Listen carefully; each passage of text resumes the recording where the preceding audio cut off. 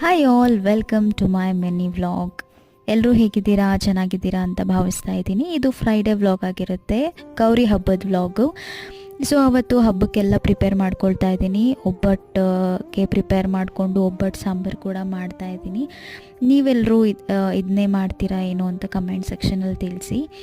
ನಾನು ಗೌರಿ ಹಬ್ಬ ಸ್ವಲ್ಪ ಗ್ರ್ಯಾಂಡ್, ಗೌರಿಗೆ ಅಂತ ಅಲ್ಲ, ಲೈಕ್ ಗೌರಿ ಗಣೇಶ ಹಬ್ಬ ಹಸ್ಬೆಂಡ್ಸ್ ಮನೇಲಿ ಇದು ಫಸ್ಟ್ ಹಬ್ಬ, ತುಂಬ ಗ್ರ್ಯಾಂಡಾಗಿ ಮಾಡ್ತಾ ಇರೋದು.